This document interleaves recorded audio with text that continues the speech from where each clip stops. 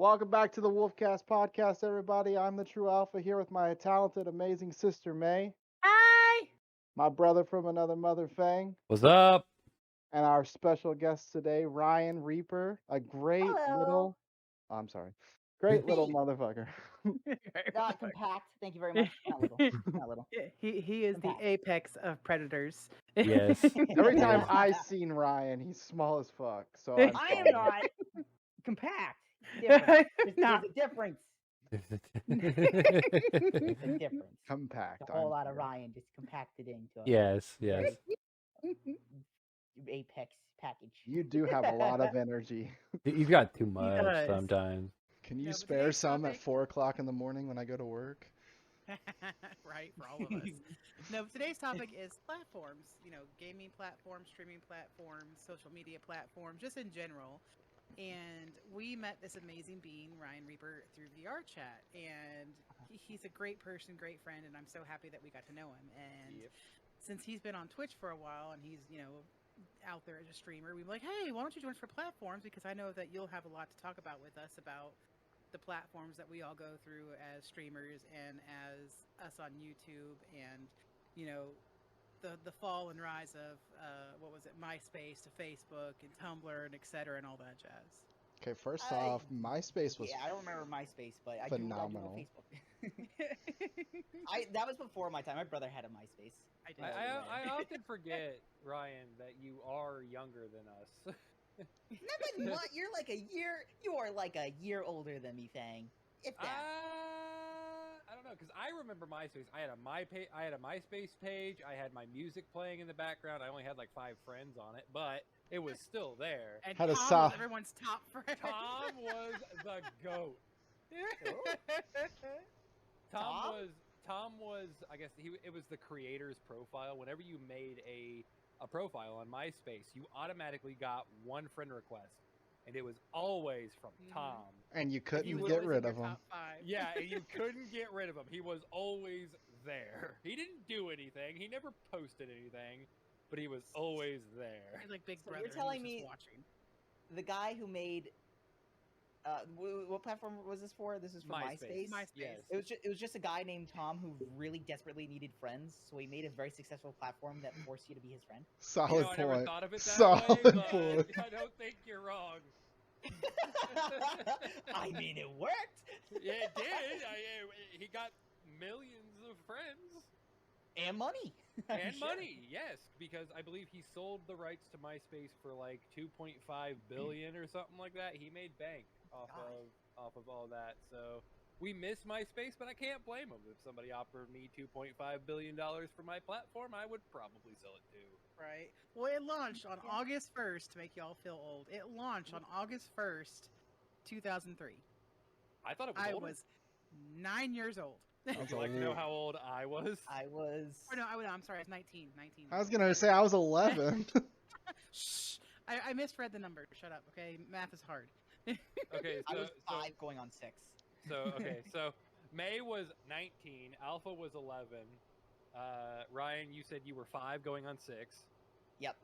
I would have been 8 going on 9.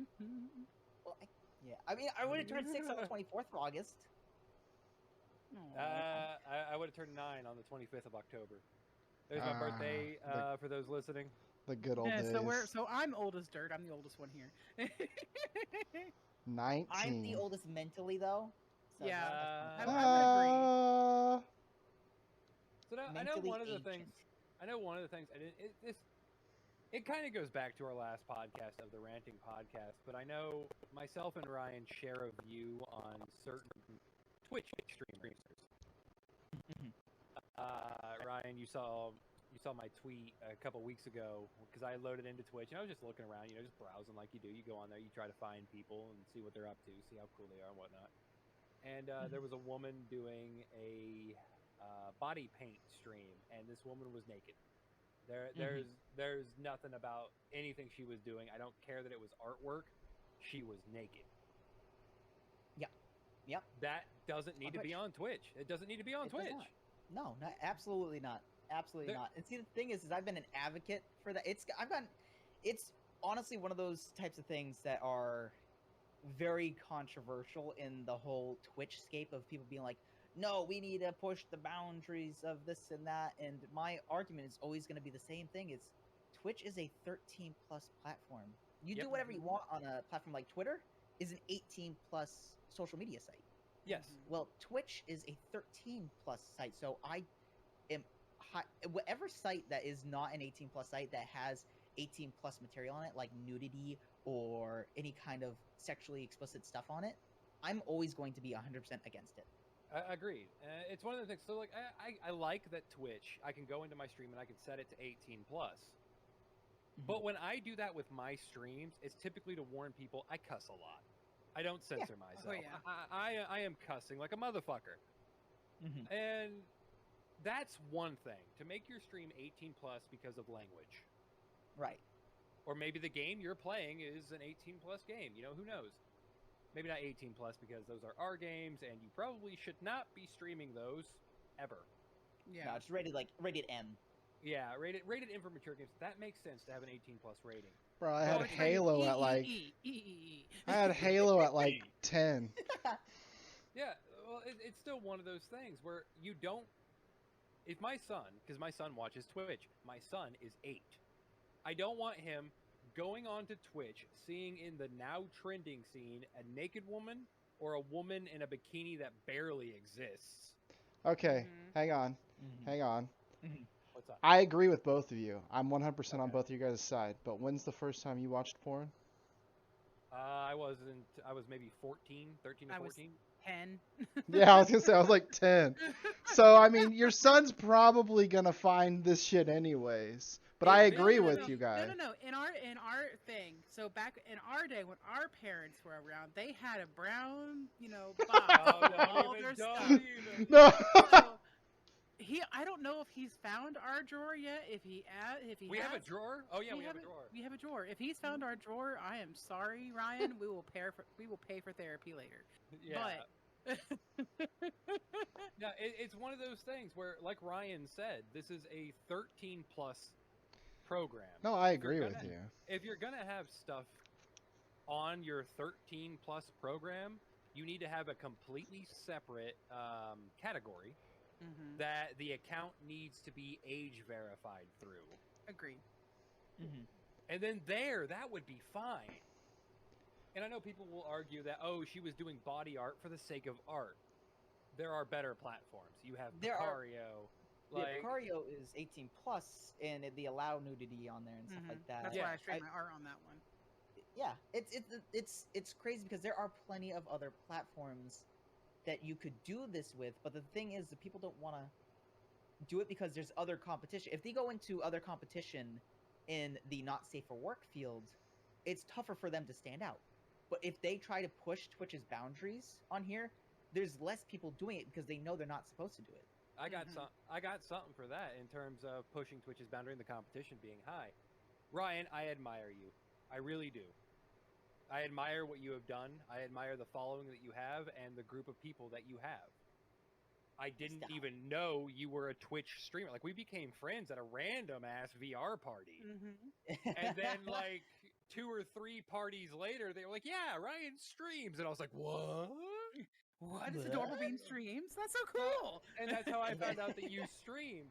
And I look at you, and I'm admirous because you're adorable. You're absolutely adorable. Your energy is great.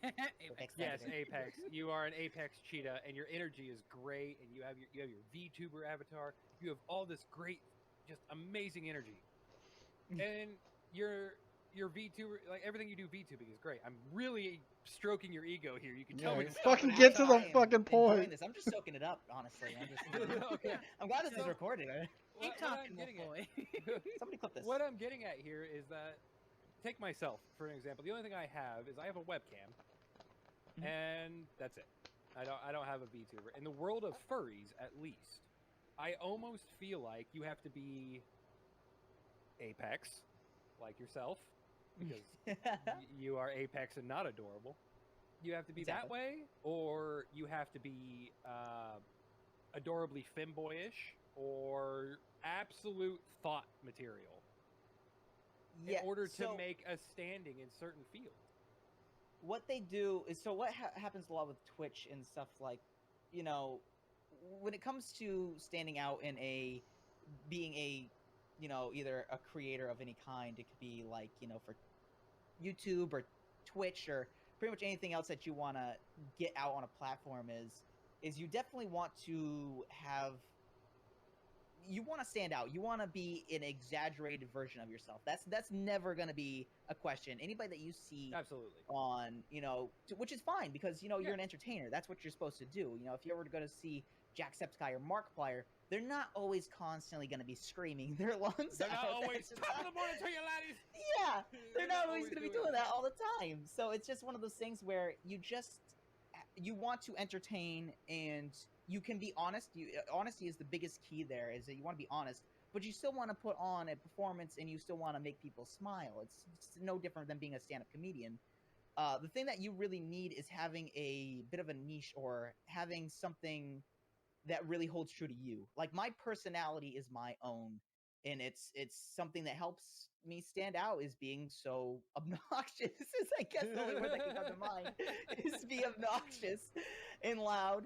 But it's one of those things where you have to be happy with it yourself, and also notice that other people are also attracted to who you are and what you are. I naturally get very excited, and I get very loud, which is a thing that was always constantly put down for in real life growing up. Was, you know, you're being loud and obnoxious, yet people tend not to like that in real life. But when I got on VR chat, it was a whole different ball game. It was completely different. It was everybody was very accepting, and I got to really be myself for the first time without feeling like I'm going to be put down for it.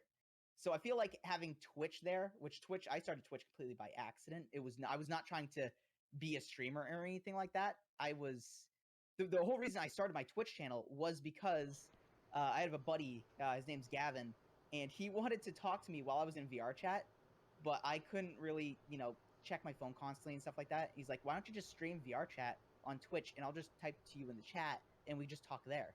I'm like, okay. And then just random people started showing up, and then that's how Twitch started for me. I was just in VR chat, and that's just kind of what happened. It was just a completely accidental thing. No, it's just been, and I can assure you, okay, I'm rambling. I apologize. I'm rambling.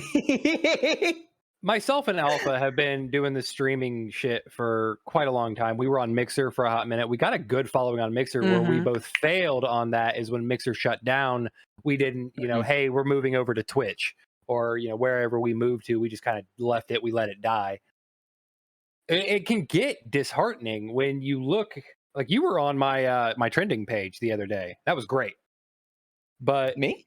Yes, you were #1 on my trending page. Oh, on well, hi. Hi. Hi. Because I logged in to do my normal thing, and I was like, oh, Ryan's on my trending page. Sweet. But you get in there and you see these people, and they're doing great things. It can get disheartening when you see the competition. And you wonder, what can you do different?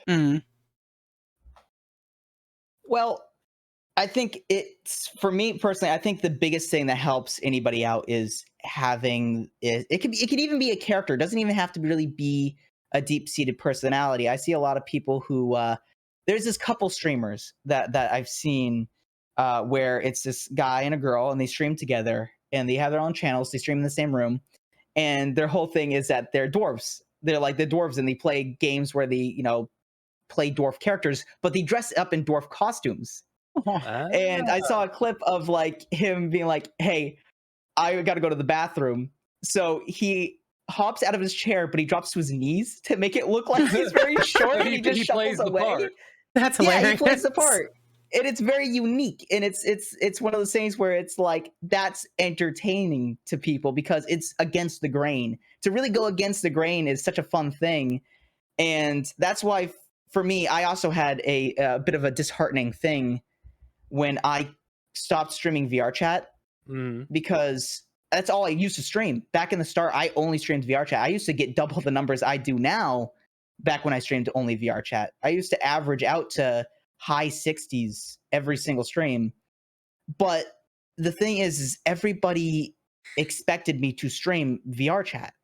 It was when you streaming VR chat, if I tried streaming a different game, people weren't into it. They didn't really care for it as much. And it really kind of upset me in a way. It's like, I don't want to be known as just a VR chat streamer. I want people to come for me, not just the game. So I stopped streaming VR chat. I was like, I'm not going to be streaming VR chat anymore. I'm just going to be streaming the weirdest, most niche, unrelatable games that most streamers don't play. Like I streamed a few times Google Earth VR, which doesn't even have a I saw that stream. I saw that stream. Yeah. I thought, and when that did well, obviously it took a while for me to garner back a good sized audience from not streaming VR chat anymore, because I wanted people to join for me and my personality rather just than VR chat and me doing my thing in VR chat. Right. And Leo, I agree. Google Earth VR was great. I want to go back to that. But point being is like, I want to stream the weirdest, most unconventional thing that isn't like, Fortnite or something that's big on Twitch. Like when I do stream Apex every day. Yeah, but the thing is, you're really good at Apex. I'm not good at video games. So me streaming like weird things, like even old games like Sly Cooper or, just odd, weird stuff. But like Sly Cooper and the Ratchet and Clank and all that, those are the oldies but goldies, man. Like if you play Ratchet and Clank, I'll sit there and watch and be like, man, I want to play this again. But that's like the point. It's like it's streaming different things and having your personality go out there. And when you see the numbers go well on an extremely niche thing, like say like Google Earth VR, that they're there for you and they're there to hang out with you, opposed to be there for the game specifically. Right. Now I know. So a bit of a change of platform here. Yeah. So Alpha has been on Twitter for a good long while. I know recently he's been popping off on Twitter and had a few people follow him. And he's like, "Holy crap!" He's got Alpha. You've gotten quite a few famous people. Every time someone famous follows me. Yeah. I mean, I can't sit here and name everybody, but my favorite show ever, some of you know, is Teen Wolf, the TV show. Mm-hmm. The day I was watching an episode and I tweeted at them and they followed me, I was damn near in tears. I also have the mom actress who plays Scott's mom. She follows me. Scotty's mom has got it going. Got it going on. Recently, I've gotten John Cena. It's John Cena. I can't think of. I know I got a lot of people. I don't know if there's a way to like look, but like, Twitter is like my platform. What I don't like about Twitter, and I don't know if this is just for like this kind of goes back into the streaming thing that we were talking about, but when I hit affiliate on Twitch, it was almost same day on Twitter, because my accounts are linked, that I was getting these friend requests from people. And I was like, I don't know who you are. I don't, like, what are you doing here? I'm glad you're following. Thanks for the follow, whatnot. And then they message you. And it turns out they're graphic designers and they want to make your brand. Mm-hmm. It's like, thanks, but I got my wife. I get those all the time too, and I ain't even affiliated, so it's just a thing on Twitter. You get these graphic designers and they're like, hey, I want to help you build your brand. I want to do this for you. I want to do that for you. I appreciate the follow. But like as somebody who is trying to get up there in Twitch, I would rather you tune into my streams than just sit there and try and boast your product. Mm-hmm. I appreciate the hustle. I understand you got a business to run. But come on. But hell, give a dog a bone here. I don't need a graphics designer. My wife, for those of you who know, does all of my artwork. She's the reason I have not the Be Right Back screen I use right now because it needs to be updated and all that fun stuff. But she gave me my first starting soon screen, my Be Right Back screen, my first stream ending. She gave me all of that. Yeah, back when you were on Mixer too, I did that for you. Yeah, that was on Mixer.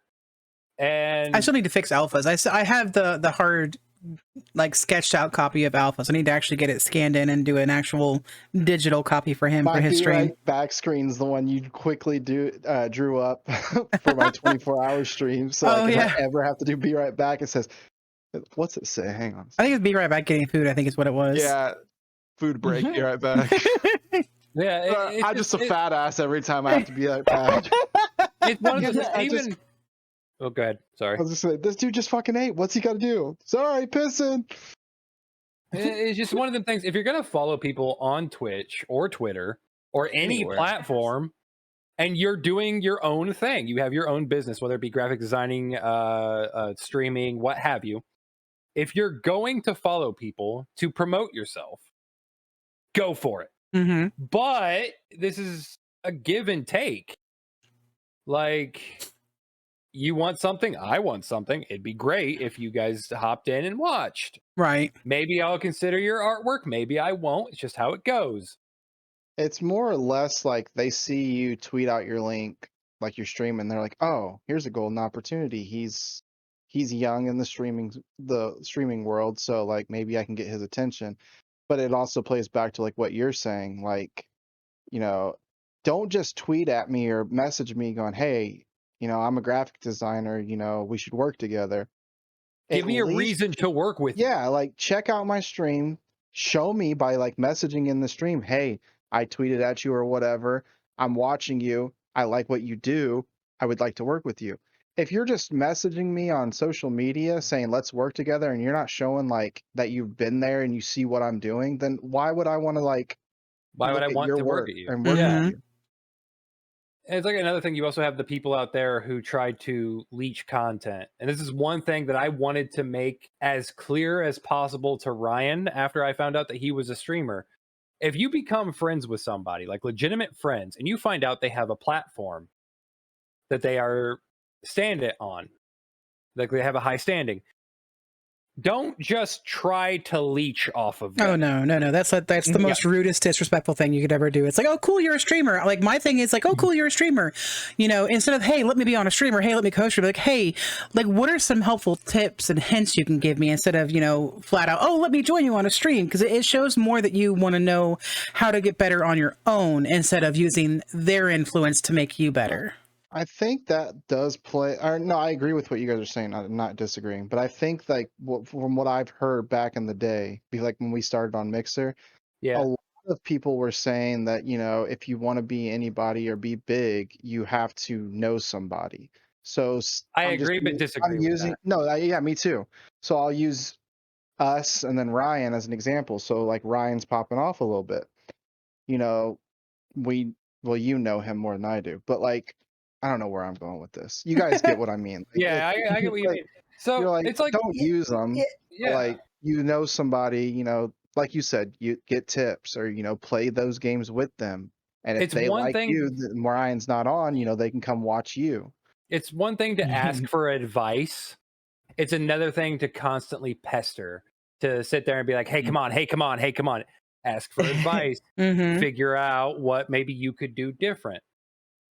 Yeah, it's the main reason is, especially it's why I don't announce it when I meet new people and I hang out with them. I really don't bring up the fact that I stream, mainly because I kind of when I'm not streaming, it's one of those things where I'm kind of like, I'm just gonna focus on me. I'm gonna just be me. I'm just gonna hang out with really cool people and have a good time and hang out and have fun. Eventually, it's gonna come out eventually that, you know, I stream and streaming is a big part of my life. So it's, of course, it's going to be something that's going to be either brought up by me or somebody else. But it's kind of the main reason why I don't do collabs, mainly because I had a very bad experience way early on with this other streamer way in the beginning of my streaming that I used to collab with pretty much every single day on VR chat, and come to find out he was not a good person at all. Not a good person at all. So that kind of ruined it for me. So I stopped doing collabs, as well as I didn't want other streamers to feel like I was trying to get attention from their streams. I never want to try to, it is a good way to grow your channel, and YouTubers and streamers will always do it. And it's a great thing and it's fine. Markiplier, Jacksepticeye, all them. But you don't want to overshadow They do them. things that- Right. Yeah. It's either overshadow or make them feel insecure when it comes to numbers or anything like that. For me, it's always just been more of a fun thing. If we could just maybe get both the communities together on the one channel, say like on their one channel, and maybe that can allow the goobers to mix with a different community. They can make friends and, just kind of grow together. The numbers don't mean as much to me as, say, the community. That's always been the most I important thing to love me, is your the goober people in the community. goober Like, I gang. love how loving and accepting and just how adorably cute they are. Like, every time I watch your streams, your goobers are always so interactive, and I love them to death. I was They are gonna amazing ask if beings. that's what I was gonna I ask feel if like that was what the community was called. Yep, the goobers. Yeah, it's the goobers. Yeah. That's fucking awesome. Yeah, they're just the most positive, like loving and just like giving community. amazing So people. they're wonderful people. Yeah. I feel like the luckiest person in the world to be able to be part of that community. I'm Absolutely. like, I see how a lot of other communities act, and it's really tough to have very well behaved people in a community, especially with it growing.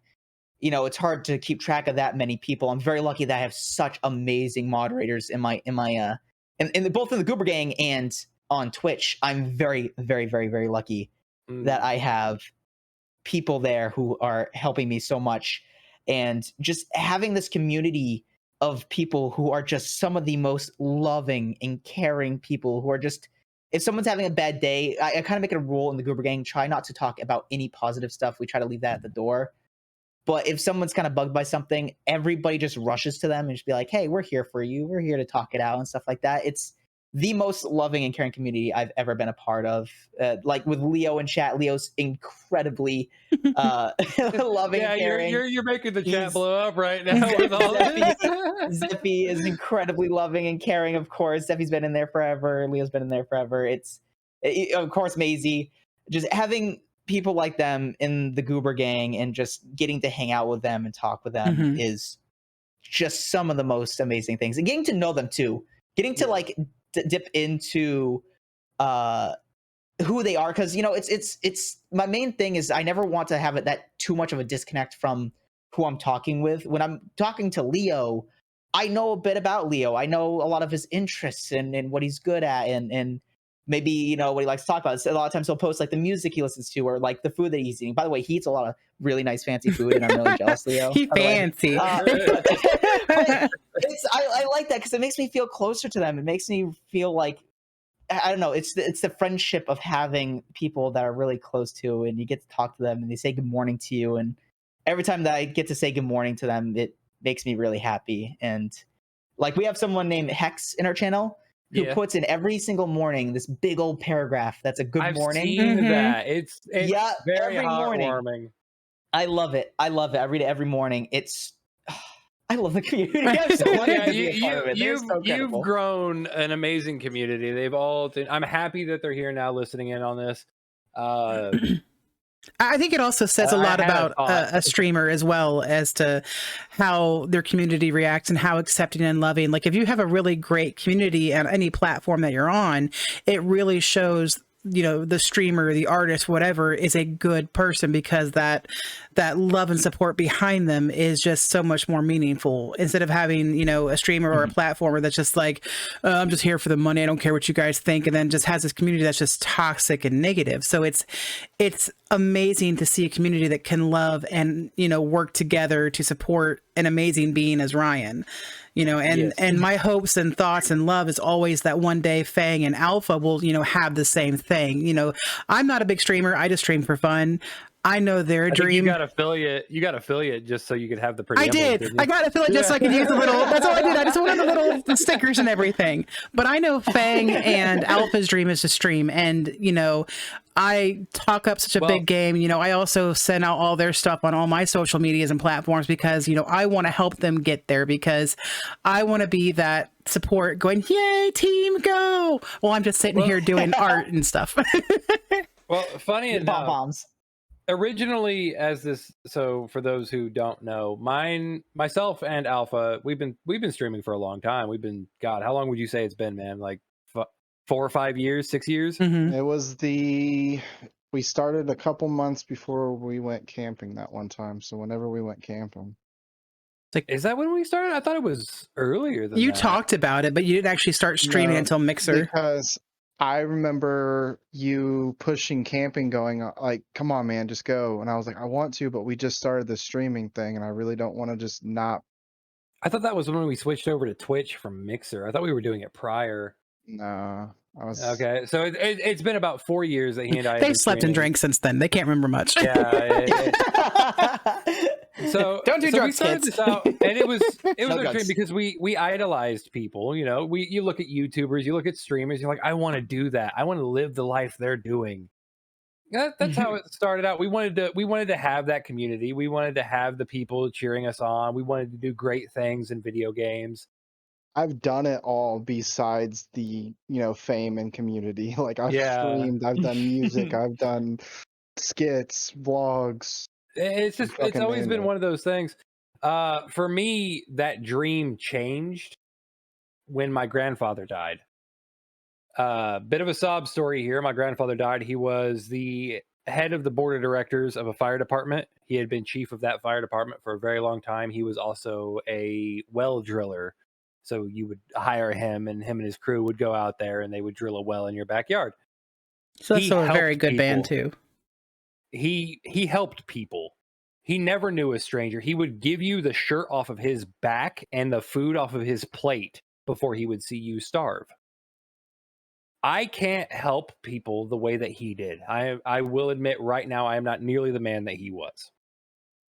What I can do is something that I am good at, in this case, video games. I grew up with video games. I've been playing them for most of my life, if not all of them. So I figured, if I can get the streaming things going, if I can get this to pop off, I can do charity streams. My goal with the streaming that I do, sure, the fame is great and all that, but my goal is to eventually be able to raise money for, I think it's called Firemen International or something like that. Mm-hmm. And it's a donation that you can go to for firemen across the world. And then I also want to raise money for the Thirst Project. The Thirst Project is a donation that they go out to third world countries, places that don't have viable water sources, and they drill wells for those places. And that is my end goal. If I get the fame, great. If the people want to follow me, great. Not to sound heartless, but that isn't what I want. I want to be able to raise money for these programs to help people the way my grandfather did. Mm-hmm. That would That's be very admirable. Mhm. That would be my That's a end great goal. cause. See, chat, the Wolfie does have a big heart. I promise. I might get angry. I might bitch a lot about the video games I'm playing, but ultimately my end goal, the end of my career, would be to raise thousands of dollars for these programs. That is what I want to see. I want to see the community that I build up just yeet their money into the faces of these businesses to make change happen. And you knew that this is what you wanted to do, is you'd play to your strengths. And that's a great thing to do. Mm-hmm. Yeah. I'm not good at video games. I'm really bad at video games. I really am. But you do really well when you do play them, though. So don't cut yourself you too do short. really well. Like, thank you. You're welcome. I try my best. I grew up with them too, as well, like as a lot of us have. For me, I had some advantage, at least with some things. Like I understood. I always wanted to get into content creation. That was always a big thing for me. I thought it was going to lean more towards film. Working in film. Ever since I was little, I loved. My favorite part of watching movies was going afterwards. If you remember back in the day, there was a title screen when you put a DVD in. There'd be the special features option where you get to see the behind the scenes, and that was always my favorite part, was getting to see the behind the scenes and how they did it. And so that was always a big thing for me. But before I started streaming, which I started streaming September 28th of 2020, so that was 10 days from now will be 2 years. Okay. And what I did before that was I worked for Mercedes-Benz. I ran their YouTube channel and I filmed for them. I was their social media expert. Yeah, so I would edit and I'd film, videos to sell cars, and come to find out I was very, very, very good at it. I was very good at playing to the analytics and with YouTube, because YouTube was my main source of entertainment for the largest majority of my life. You know, ever since YouTube started up in 2000. Oh, was it 2006? So what I'm hearing is we should have Ryan do our YouTube video. Well, I actually have a question for you, Ryan. I have a question for you after this. Okay. Yeah, you know, it was just one of those things where I was really, really good at it because these people didn't. So with Mercedes, when you get into that, they were, you know, they're older people. Mm-hmm. They're older.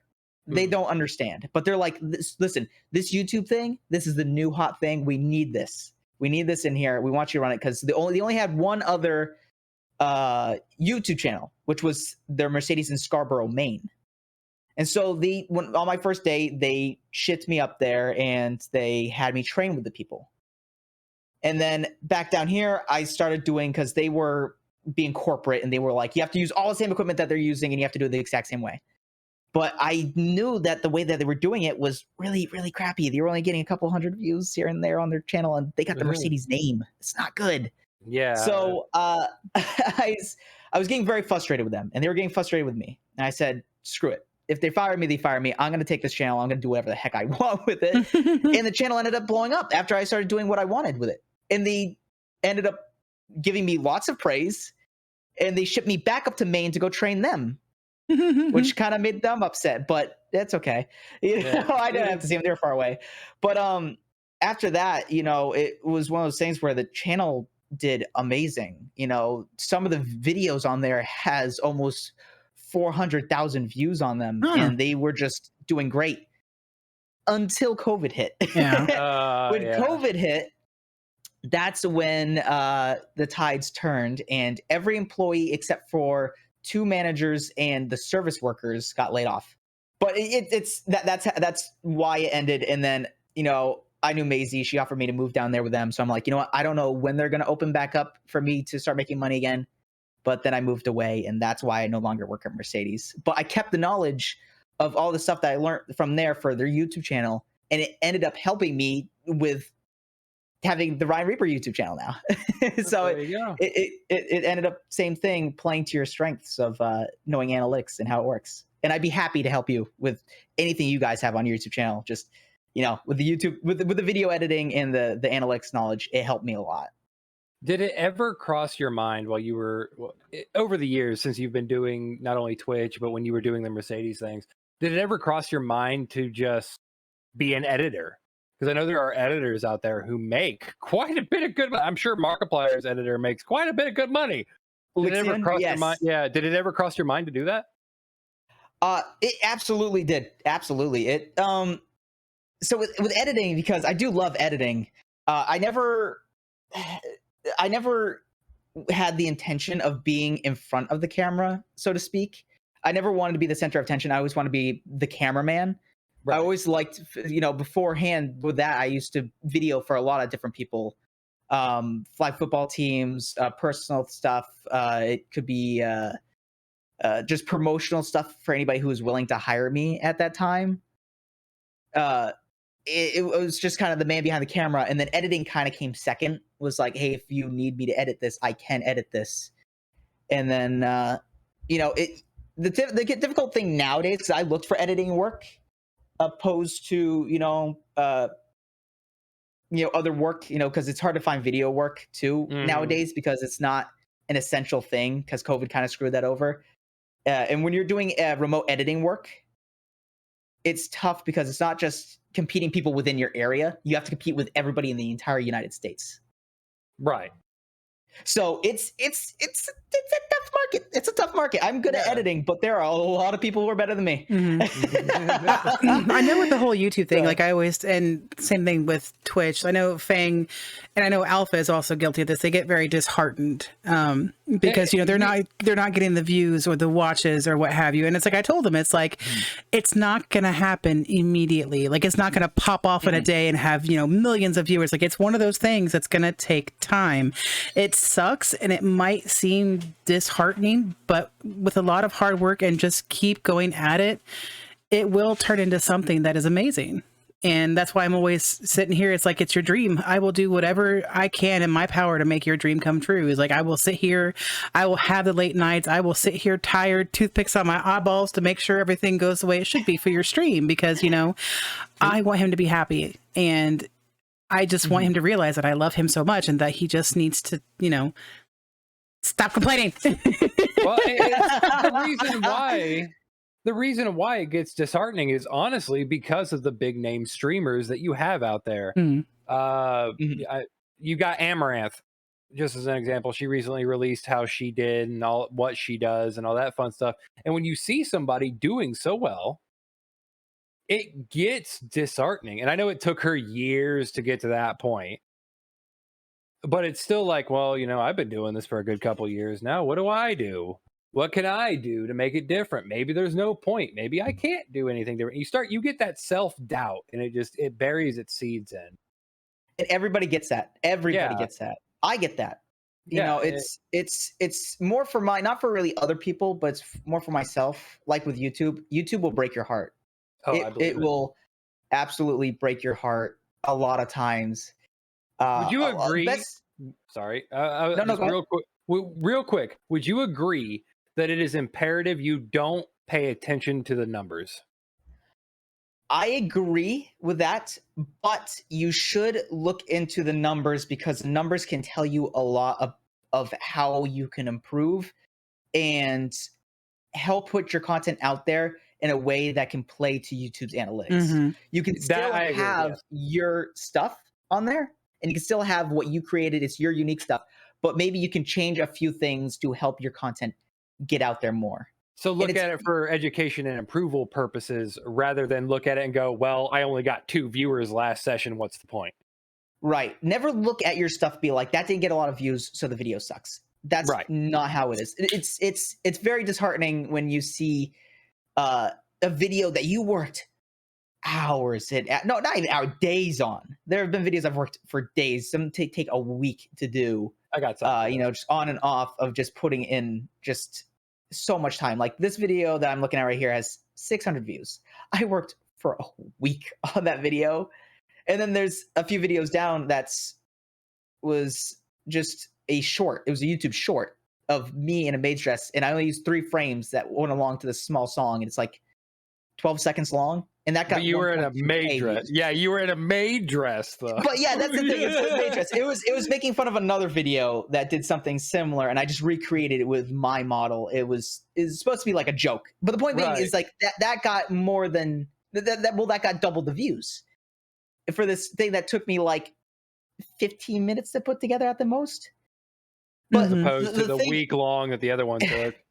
And you see that with a lot of other videos. It's like you see YouTubers who put their blood, sweat, and tears into their work, and then you see other YouTubers being like, prank gone wrong.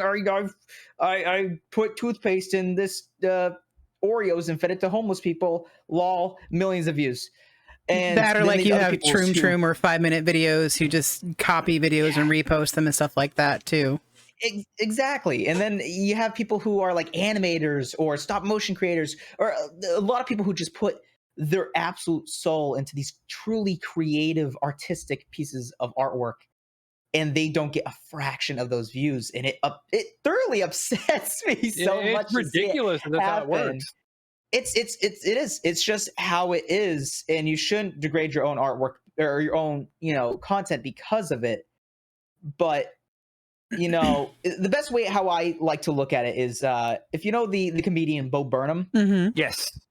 He made a very just blink and you miss it joke, but it hit so like close to home for me, where he made this really intelligent joke, and I thought it was hilarious. I thought it was really funny because I'm like, it took me a second to get that. But when he's on stage and he told it, it didn't get a huge reaction. It got a few chuckles. It was fine. And then he stopped for a second. He did a little dance, just like wiggled his butt a little bit, and everybody started laughing really loud. He's like, oh, okay, you'll laugh at that. I'm like, that right there. They'll laugh at something so stupid as you just doing a little wiggle. Little ditty, but that really intelligent joke doesn't get as much of a reaction. Right. And it feels that way, like with TikTok as well, because I know I have a TikTok, and there's other people on there that have a TikTok, and some of those that do the stupidest things have like thousands to hundreds of thousands of views. And I know people follow the TikTok train, which is, if one person's doing this, you just kind of follow that trend, and it takes off. And it's like I've done funny things like that, and I'm just like, but I tried so hard. It's like what I had earlier is Markiplier was recently on a podcast, and I'm sprouting off a lot of names here. I don't mean it in any ill will, by no means. The people, I appreciate the hustle. They're great at what they do. But Markiplier was in a podcast, and they had asked him a simple question. It was like, "What is your most hated video on your channel?" For those of you who don't know, Markiplier released a banger of a video 7+ years ago where it's just his mouth superimposed over some cats. Meow, meow, meow, meow, meow. It irritates him. It irritates him to no end that is his most successful video. Because he made it. Yes, it has millions of views, and it pisses him off. He's glad that the video is doing well. He's more than ecstatic that it is doing as well as it is. But he spent 5 minutes on that video as opposed to all these other videos that he is posting that he spends hours, if not days, on, only getting a couple thousand views. Some random bullshit that he made 7 years ago is doing better than his current content, and it upsets him. People can be like, "Oh, he's a successful streamer. That's successful streamer problems or YouTuber problems." It's still a problem. He was doing an interview with, I can't remember what his name is, but he was saying, the fact that he got so famous and wealthy so fast that it took him by surprise. He's like, I didn't expect for that to happen that fast, and it still shocks him, but he still stays relatively humble. And I think with streamers, platformers, the fact that some of them can stay humble is, I think, one of the best, kind of people out there. Like, how you have streamers that'll have, like what Fang wants to do, have charity streams and actually legitimately donates that money. Like, they realize that, they make this money, that they're not going to need all of this money. And to give it to those who are, that need it is incredibly humbling. I really cherish that. I think Markiplier is one of the most humble YouTubers that is out there. Absolutely. Agreed. Another thing, and I hate seeing this, a lot of the YouTubers that I watch don't do this anymore. They used to do it until I think they got humbled, is what I think happened. But you'll see the YouTubers and even streamers that go out there and be like, "Oh, thank you, I needed this money so much," as they're sitting there counting their thousands of dollars. Right? Yeah. I'm sorry to tell you this, for anybody who is listening, your favorite YouTuber doesn't need your money. I'm sorry. They don't need it. Wait, hang on. I got a question from Leo Links. WTF, this cat video from Markiplier has over 360 million views. Jesus, that's Christ. Ridiculous. That is his most famous video, and he is upset about it. Can I just say, though, the thing that I feel like Markiplier is it's not just that he's humble, like that he doesn't, he gives away his money or this or that. Absolutely. Is that he is one of the few YouTubers who is extraordinarily honest about the behind the scenes. He doesn't hold back. He calls out the bull crap. He's like, I do make a stupid amount of money. And he is very honest about the behind the scenes of how it is, of how stupid the things that go on are. I do feel like him and Jacksepticeye are at that point in their careers, and you guys can get mad at me. I apologize. This is my opinion on what is happening with their channels. Here recently, both of them have been releasing videos that are, "This might get me banned on YouTube." And they're playing H games. If you don't know what an H game is, you probably shouldn't be listening to this podcast. But they're playing H games in YouTube videos, which is ballsy, first off, because that stuff right there can get you canceled. There's also a lot of editing too. Yeah, a lot. You know, props to their editors for dealing with that. But but I feel like they've hit that point in their careers where they're like, hey, I've got the money. I've done what I've set out to do. Let's see how much bullshit I can get away with. Well, I know. Well, look at PewDiePie. Yeah. He said he's retired, but he says I'm still gonna upload videos, but I'm officially retired. Oh, he is? I'll still upload videos. Yeah, he said he's retired. He says he's retired. He doesn't want any more growth. He doesn't care about growth. He said I'm just gonna upload some videos that I want to upload, and there's not gonna be a strict schedule or anything like that. As of right now, I'm officially retired. Yeah, because he was like one of the most wealthiest. Yeah. Words are hard today, apparently. I'm sorry. But apparently he was one of the most wealthiest YouTubers out there because freaking PewDiePie. Everybody knew PewDiePie. Yeah, it was. I think it was biggest YouTube channel. I think it was PewDiePie, Markiplier, and then Vanoss Gaming were in the top 5 for. Vanoss was my inspiration for wanting to do YouTube, and then I realized editing wasn't for me, mainly because I'm lazy.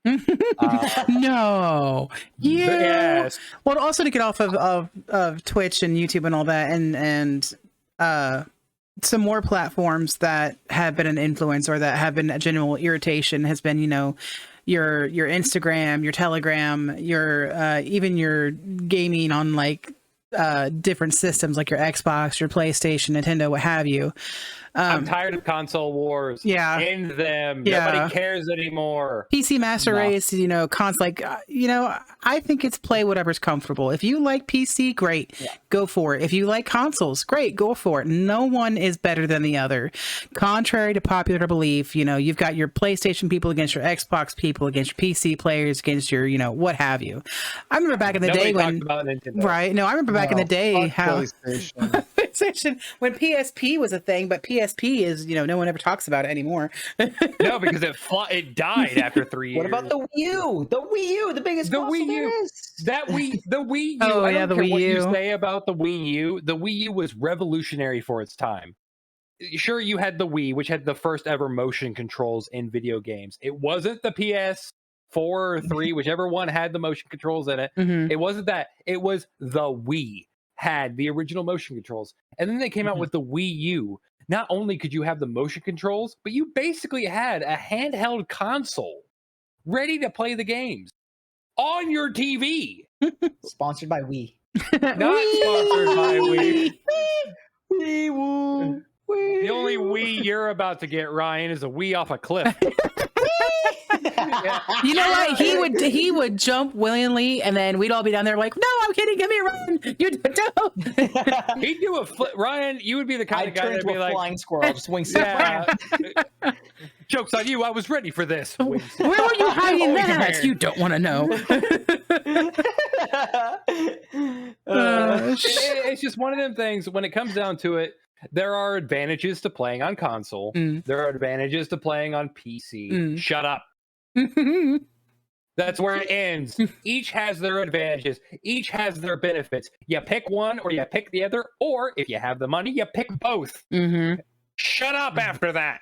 I know that. We don't care. I know with Fang and I, because I get on him all the time, because I know Fang and Alpha both play in controller, and I play with mouse and keyboard. And I know that stirs up a lot of, controversy in our house, because I'm like, it's faster with, this. And they're like, no, it's better with this. I'm like, but this is more comfortable. I like this better. They're like, well, this, blah, blah, blah, blah.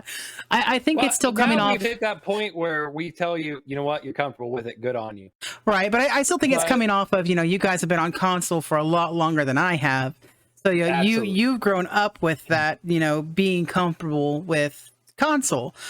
For me, it took a while to get comfortable with a console, and then I refused to go to PC for a while because I was strictly console girl. Finally got onto a PC, and I realized I really enjoyed it. Got used to mouse and keyboard. I tried to use a controller, and I'm just like, broke it. 5 to 10 years on us. You should be fucking well capable for both. Well, no, because I didn't get really big into gaming until I got older. Because my first console was a Sega, and I know, but it's like I didn't play games as much as you guys did because I didn't get a cell phone until I was in my mid-20s. So technology for me, technology for me advanced so fast from the 90s to the thousands. I wasn't prepared. because I was still learning how to use a computer when we got, it went from cassettes to CDs, from CDs to DVDs, from DVDs to all this stuff. And it's like, handheld bricks to smartphones, it's like, even now I still struggle with my phone because my phone's too damn smart for me. It's very quick because you also don't know when technology is going that quick, you don't know when to upgrade because you're like, well, in like a year or two, there's going to be something completely different. Why don't I just wait? Yeah. So I can understand that. I can understand. I am on the board though that I suck at PC game. But I am a PC gamer, but I'm horrible with keyboard and mouse. There's too many buttons. There's too many buttons for me to push. I'm like, what does what? It's usually WASD. It's WASD, QWERTY, or FGR. I wish it was just WASD, and in some games it is. It's just WASD, and then you left and right click, and that's great. I'll use Apex, the game that I stream daily, as an example here. So you have WASD, and that's great. You have left and right click for your ADS and mouse fire button. And then you have G for grenade, Z for ultimate, Q for tactical, 1, 2, 3 for all of your weapons, and a bunch of other stuff. Like F1 is ping, I think base. Your middle mouse button is normal ping. To open your backpack is escape or tab. Your map is M. Like once you get into some of these games, it becomes too many buttons, like Ryan said. Valorant's the same way. But if you have a controller in your hand, I press A, I jump. I press B, I crouch or I slide, depending. I press Y, I change my weapons. I hold Y, I put my weapons away. I tap X, I open a door. I hold X, I reload my weapon. Everything is confined to less buttons. We get it. You play Apex. We get it. You play Fortnite. There. Okay, fine. Fuck you.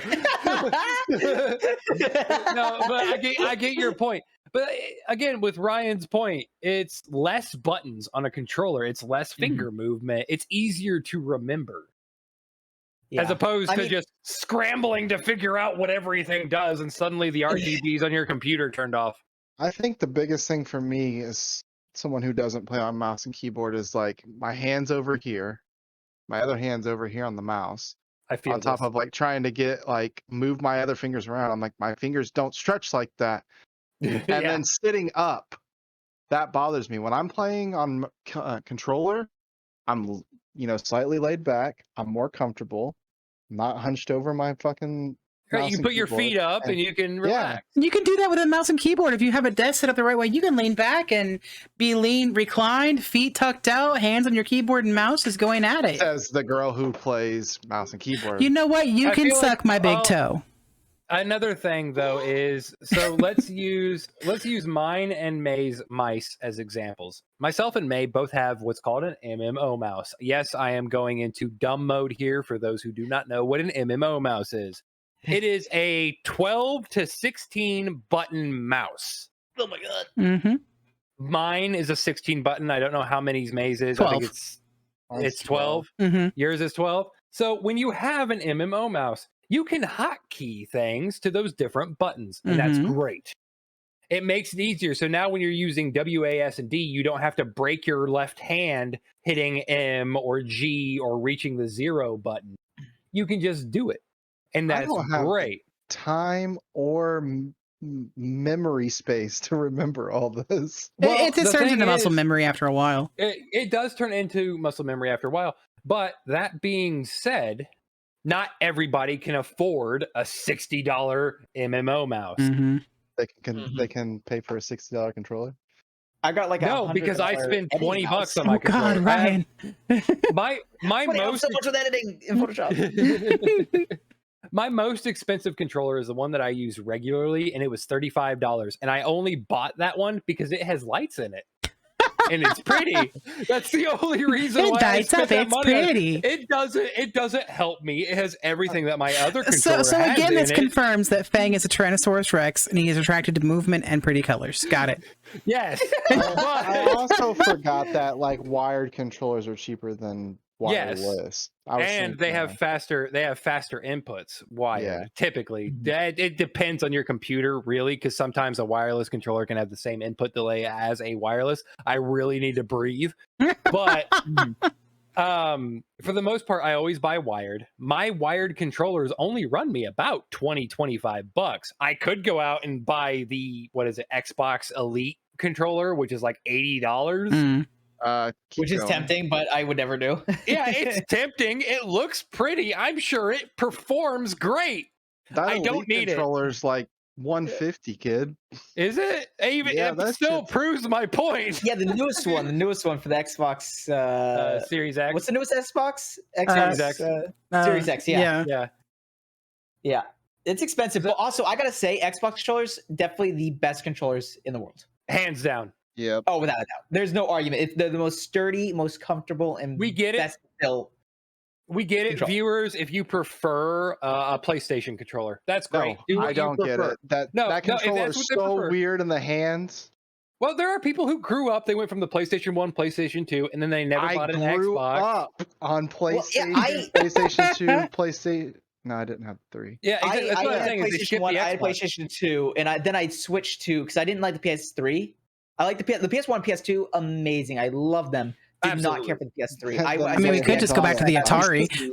Just joystick and a button. We're playing Paperboy. No. Go back to Pong. Just beep. Yes, I actually have Pong on my Apple Watch. Oh my god! I play it all the time. Yes. Can we talk about the Nintendo 64 controller? What the fuck were they doing? I love 64 though. Yeah. The M shape. Vintage. Yes. Vintage. How do you hold it? How did you guys hold it? I'm curious. How did you guys hold the Nintendo 64 controller? I think it depended on what game you were playing, because you could play it by holding it on the sides, or you could play with it holding it in the middle and one of the sides. I think the only real answer I can give you is next time I'm over, you hand me the controller. I don't think. For those who don't know, I have a Nintendo 64 in my house because nostalgia purposes and gremlin noises. I saw it for $60. I was like, "Fuck it." I don't think I could say. I remember getting my Nintendo 64. I remember playing it constantly, grinding and playing Pokemon Stadium. But I couldn't tell you. I can tell you how I held it. Oh, could you? Please tell me, Daddy. So if you're picturing the M, so you have two tiny little spriggets, and then you have the long sprig in the middle. If you're holding it like that, the way I held it was left hand on the middle, right hand on the buttons. That was how I held it, period. Didn't matter the games I was playing. I want to say left hand was on the middle, right hand was on the right side, and neglected the left side unless needed. Yeah, that's how I played it. The left side wasn't needed until it was needed. I think in Pokemon Stadium, you would occasionally need to use it to access certain things. But other than that, I didn't need it. When I played Gex, Secret Agent Gecko, didn't need it at all. Same with Donkey Kong 64, Mario Kart 64, all these other games that I had. So it's just one of them things. What about Ryan? Did you ever play on the Nintendo 64? I think I maybe played like a few times. Nintendo 64, that's the one. It's like I think I'm thinking of the game. It's the one that you had Legend of Zelda, Ocarina of Time. You had 007 Golden Gun, Near Dark, the good classics that were made after 1994. You know what? Just shush. Leave my childhood alone, you heartbreaking wolf. All right. So I never used one of these controllers before. I think I used wasn't the GameCube controller. The GameCube was weird. I fucking hated the GameCube. Fucking weird. All right. So I never used. I think I maybe used this once or twice in my life when somebody else had it at a friend's house. I never had it. The earliest game console that I had was the PS1. Alpha, you had something? I was just gonna say I was super excited when fucking Crash Bandicoot and Spyro got remastered. Oh, I love Crash Bandicoot. Oh, yes. So I was like, all right, the only thing I'm gonna get for Christmas this year is that game. I didn't care about anything else. I was like, whatever. Got it, opened it up. I was fucking super excited for how old I was. Shouldn't have been that excited for it. For those who know, I'm 30, and this was like 3 years ago. So I got it, opened it up. I'm like, all right, rushing into there, put it in the Xbox, started playing it. Got to the most of the first Crash Bandicoot kept getting stuck. I'm like, what the fuck? This game was not this hard as a kid. Oh, games were difficult back Oh yeah, they're super hard. I beat all of them. Playing Sly Cooper. Oh my god. Like the Lion King game on Sega was unforgiving. Sorry, Alpha. I went to the second one, got stuck. I was like, all right. Third one, got stuck. I was like, all right, well, I'm done with Crash. Spyro time. Started playing it about an hour in. I'm like, fuck this shit. I'm done. I'm taking this motherfucker to GameStop and selling it. I'm done. What do you think that means as people who play games? Because that's what we are. We are people who play games. Mm-hmm. We have been playing games since we were kids. We look back at these games, Spyro, Crash, all these games that we thought was easy and super fun and we had a great time with. And now we're playing them as adults and we're like, I can't figure this out. Does that mean childhood us was better? I think so. I mean, if you look at our son that plays video games, he's up there killing it. Like, I remember one time you told me you had to calm him down because he was up there because he got either an Apex or a Fortnite when he's up there going, yeah. My son needs to calm down. I have a theory as to why games were a lot more difficult back then, and I think that was to draw out the runtime to make it last longer for kids. And kids, when you're a kid, you have a lot more time on your hands. You have a lot more time to sit there and play the same level over and over and over again. Us now, we're not as patient. We want to move on to the next level. We're not going to be like, back then we like having the games last a while because you don't know when the next time you're going to get to play a new game is. Now you have Steam, you can just pick up a different game you want and it's just there, done. Yeah, it's like that instant gratification.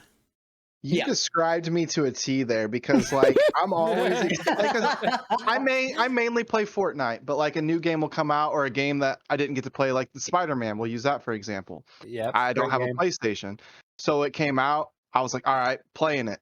As soon as I started playing it, I'm like, I want to be done with this because like I don't have time to play games anymore. I want to get through this as much as possible.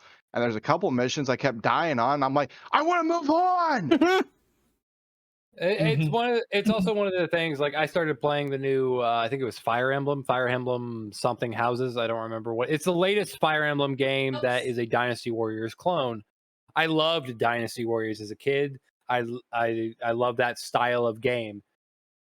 I started playing the new Fire Emblem because of that reason, and I was bored immediately because I was interrupted by constant cutscenes, constant tutorials, just every single time it happened. Mega Man, shut up! I don't need you. Exactly. It was constant. I would be mid fight, and it was like, yeah, you have to kill this guy. So I run to the guy that I have to kill. I would be mid fight with that guy. Game would freeze. A pop-up would show up and be like, hey, did you know if you do this, it activates a special ability? It's like, yes, I've been doing it several times throughout this entire mission. Fuck off. It's very true. It's one of the May gets very upset with me because when I play games, especially on stream, I am very impatient. And I will always skip tutorials. Like they'll be explaining things to me, being like, "Hey, do this, do that, do this, do that." I'm like, I just want to get to the game, so I'm skipping, and then they throw me into the game. I'm like, I don't know what I'm doing. What do I do? What do I do? Did anybody read what those things said? And I'll ask chat to go and Google, tell me what to do, and it tells me what to do, and then I get into the game and I never know what to do, and I know I do it, but I continue to do it. I am so surprised that Maisie's has not yet strangled you. Yeah, it's frustrating. I'm sure it's frustrating. She's just sitting back there with a kitchen knife. I'll show you Apex Predator. I'll say she used to shoot me in the back of the head with a Nerf gun. That's what she used to do. I'll say something that irritates me about some people, certain people that won't be named but may or may not be in this call. When you're playing a game that has a mini map, a lot of the information you need in that game is on the mini map. Yes. Read the mini map. But some of us don't look at the mini map because we're too busy looking at the things in front of us so we don't get shot. I think we figured out who he's talking about. Yeah, I think we figured out who we're talking about here. But it's just there's a number of things when it comes to tutorials and whatnot. Crumble growl. Yes. It looks like Fang needs a part 3 of Rant. He didn't get it all. I'll give him a part chest. 3 of my foot here in a minute. Ass. I do believe, on that note, I do believe we are coming up on time, unless my stream timer is incorrect. No, again. yes, we're coming up on we time. are way past time. Okay. Sorry, Taco. But we'll go ahead and go to the end cards here. So, wait. I'm waiting. Wait. Roll to the credits, man. No. So on our YouTube, remember at 100 subscribers that I will be doing the Alpha's makeup. So I'm super excited to do this. We're trying to get there. I think we're at 56 followers right now. Once we get to the 100, I'll be doing a live stream of Alpha's makeup. When we get to 200 streamers, follows, I'll be getting, Streamers? shut up, I'm tired. I'll be doing Fang's makeup. And then at 300 followers, both Fang and Alpha will be doing my makeup. This will all be on live. So that's our goal. So just remember that and make sure to hit that little notification bell so you know when I post our videos on Monday. If you're able to, go to our Patreon. We have polls, one-on-one meetings. You can be in a podcast with us. You can get behind-the-scenes content, art lessons, and so much more from me and the crew. No donation's too small, and we are so grateful for whatever you can throw at us. You can visit our website, Spring. You can get cups, memorabilia, shirts, t-shirts, whatever, what have you. And you can use Wolfcast20 to get 20% off all your items. And all of these descriptions will be in the description below on the YouTube video. Go to our Dubby. Dubby is a energy powder that is sugar free. It is diabetic friendly. It is FDA approved, and they have amazing flavors. You've got your Dub Sludge. You've got your Dragon Fruit. They came out with a brand new, I think, strawberry banana one, and they came out with a tea one. I'm excited to try all those. You can use Wolfcast10 with the affiliate link below to get 10% off all your orders. You can follow us on all of our social medias. You've got Fang and Alpha over at Twitter and Twitch. You have Fang at Fang09251 on his Twitter. Alpha, you got Holden Stevenson. Twitch, you guys should already know here on Twitch. You have me everywhere else. I'm on Instagram, Twitter, Twitch, DeviantArt, for Affinity Weasel. Anyway, if there's something there, And it's Ryan. me. And then you have Ryan Reaper. You can find him on YouTube and on Twitch as well. And is there anywhere else they can find you at? Yeah, what would we need to do, Ryan, to find you? You could go to my Twitter, which is Ryan__Reaper. You can click there. There's a link tree link, so you can find all my stuff there. Ryan Reaper merch, other things and stuff, I guess. Mm-hmm. But my main ones are, Twitter, Twitch, YouTube. Oh, and Discord too, if you want to join the Discord. Gotcha. Yes, and the Discord. And I can put all those links in the Goober description. Gang. Yes, the Goober Gang is an amazing, they're amazing peoples, and Group of people. they're adorable beings, and we love them all. Everybody's very loving, very welcoming, and as long as you're welcoming and loving, you're always welcome. Mm-hmm. But thank you so much for joining us for the podcast, Ryan. It's been an absolute joy and pleasure having you here with us. Hopefully you got to enjoy getting a few things off your chest here with us on our podcast. It was my honor, and it was. I love to talk, so this is perfect for me. I don't shut up. It's all right. We love it because you know what? It's the thumbnail was very predicting because it's just you and Fang just sitting there talking, and Alpha's in the background just like, "What's up? How you doing?" I'm just over here just shaking my head because I'm getting attacked by Fang.